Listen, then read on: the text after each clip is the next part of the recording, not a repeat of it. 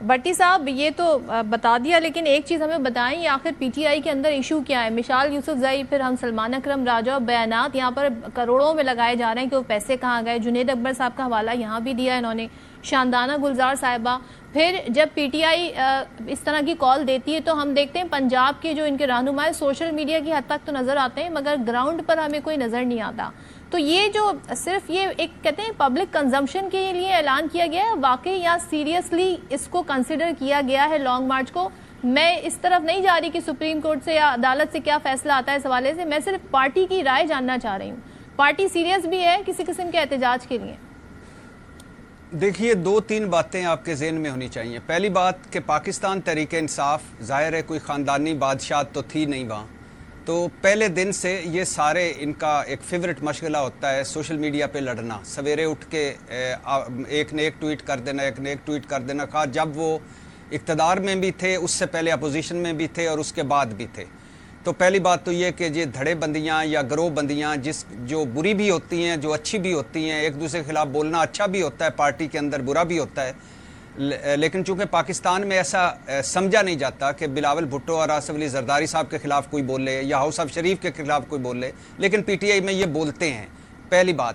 دوسری بات، جیسے میں نے شروع میں کہا کہ اب ہیں اس میں بظاہر 4-5 دھڑے. پہلا سیاسی لوگ اور غیر سیاسی لوگ، دوسرا سیاستدان بامقابلہ وکلا، تیسرا پارٹی اور علیمہ خان صاحبہ، چوتھا وہ لوگ جو انڈر گراؤنڈ ہیں وہ اور جو اسمبلیوں میں بیٹھے ہیں، اور پانچواں وہ لوگ جو ملک سے باہر بیٹھے ہیں اور وہ لوگ جو ملک کے اندر ہیں. تو پارٹی کو شروع سے ہی ہم یہ کہتے آ رہے تھے کہ آپ نے سوشل میڈیا پہ نہیں جانا، آپ نے جو باہر بیٹھ کے انقلاب لا رہے ہیں ان پہ نہیں جانا، آپ نے ان گراؤنڈ ریالٹیز کو چیک کر کے، ان گراؤنڈ ریالٹیز میں رہ کے، ان تلخ حقیقتوں میں رہ کے، جو کچھ آپ پہ جبر ہو رہا ہے یا جو کچھ بھی آپ سہ رہے ہیں اس میں سے رستہ نکالنا ہے. اور ظاہر ہے یہ ایک بڑا باقاعدہ منصوبہ بندی سے ہو رہا ہے. جیسا میں نے کہا، رانگ نمبر بھی گھسائے گئے، بروٹس بھی ہیں، اسکرپٹڈ بھی ہیں. اور پھر جب بھی کوئی کال دی جاتی ہے، جب بھی پارٹی کوئی لانگ مارچ کا اعلان کرتی ہے، تو اس پارٹی کو سوچنا چاہیے کہ اسی وقت اچانک 2-4 بندے اٹھتے ہیں اور وہ رولا ڈال دیتے ہیں. کیوں ڈال دیتے ہیں بھائی رولا؟ مشال یوسف زئی صاحب ہمیشہ خاموش رہتی ہیں، جب بھی کوئی اس طرح کی بات آتی ہے وہ ایکٹیو ہو جاتی ہیں. سلمان اکرم راجہ صاحب کو یا مشال یوسف زئی صاحب ایک دوسرے سے کوئی دور ہیں، جا کے بیٹھیں آپس میں، بیٹھ کے معاملات حل کریں. وہ بھی میڈیا میں کپڑے دھو رہے ہیں گندے، وہ بھی میڈیا میں دھو رہی ہیں، اس سے کیا فائدہ ہوگا؟ پھر جو سب سے بڑی بات ہوئی کہ عمران خان سے ان کا رابطہ کٹ آف کرا دیا گیا. عمران خان صاحب سے رابطہ ہوتا تھا تو یہ ہر دوسرے ہفتے تیسرے ہفتے ملتے تھے، جو بھی معاملہ ہوتا تھا وہ اس پہ کوئی ڈیسیژن دیتے تھے، بات آگے بڑھ جاتی تھی. اب 7 مہینے سے عمران خان سے ملاقات نہیں ہے. اور اس پارٹی میں 2 بندے تھے جو پیچھے سے آگے لے جا سکتے تھے، ایک تھے پرویز الہی صاحب اور دوسرے ہیں شاہ محمود قریشی صاحب. شاہ محمود قریشی صاحب جن کا 9 مئی سے کوئی تعلق ہی نہیں ہے، وہ جیل میں بیٹھے ہیں. 6 مقدموں میں غالباً ان کی ضمانت ہو گئی، یہ 2-3 رہتے ہیں. یعنی جو بندہ آخری وقت تک لڑائی روکنے میں لگا ہوا تھا وہ جیل میں ہے. دوسرے پرویز الہی صاحب ہیں، وہ جیل میں گر چکے، ہڈیاں توڑوا چکے، اب ان کی صحت کا مسئلہ ہے. اور اگر پارٹی پرویز الہی صاحب کو ساتھ لے کے کرتی تو بہتر ہو جاتی تھی چیزیں. تو یہ حالات کا جبر بھی ہے، عمران خان سے رابطہ بھی کٹا ہوا ہے اور آپسی گروہ بندیاں بھی. اب تو یہ سیدھا راستہ تھا. سیاستدانوں کو سیاسی آپشن اپنانے چاہیے اور اس کا واحد حل پارلیمنٹ ہی ہے. عامر صاحب مجھے ایک چیز ذرا اور کنفرم کر دیجیے گا اگر آپ کے علم میں ہے یا تردید کر دیجیے گا. شفیع جان صاحب یہ فرما رہے تھے کہ پیپلز پارٹی کی سندھ سے ایک اعلیٰ شخصیت ہیں جن کا رابطہ ہوا ہے پی ٹی آئی سے. تو یہ ایک طرف لڑائی نون لیگ سے جسے آپ کہہ رہے ہیں کہ وہ ہلکا پھلکا راگ ہے، لیکن فرض کریں اگر وہاں پہ لڑائی تو دوسری طرف ہاتھ بھی بڑھا رہے ہیں پیپلز پارٹی والے پی ٹی آئی کی طرف. یہ اس میں کتنی حقیقت ہے اور کیا واقعی یہاں پہ کچھ مٹیریلائز ہو سکتا ہے ان ملاقاتوں میں؟ دیکھیں، پیپلز پارٹی اور مسلم لیگ دونوں کوئی وہ تو نہیں ہے، ایک جماعت تو نہیں ہے، دونوں مخالف دھڑے ہیں. اور مخالفت کے دھڑے میں تیسرا پی ٹی آئی آیا تھا، اور پھر یہ اب حکومت حالات کے جبر میں اکٹھے بھی ہیں اور چلیں گے بھی صحیح.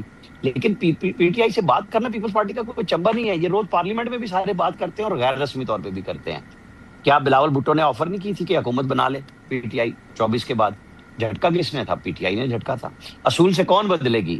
جو اصول کی بات کرتی ہے. اگر آپ پیپلز پارٹی کے پاس جاتے ہیں تو پھر آپ الیکشن چاہ رہے ہیں یا کیا چاہ رہے ہیں. نہ پیپلز پارٹی کو کوئی دلچسپی پی ٹی آئی کے ساتھ ہے نہ ان کو. یہ سب اپنے اپنے مفادات کی بات ہے کہ کس کو کہاں سے مفاد مل سکتا ہے. کہ کیا وہ یہ سوالات ہونے سے کیا نون گھبرا جائے گی کہ جی Peoples Party P T I کے ساتھ جا رہی ہے.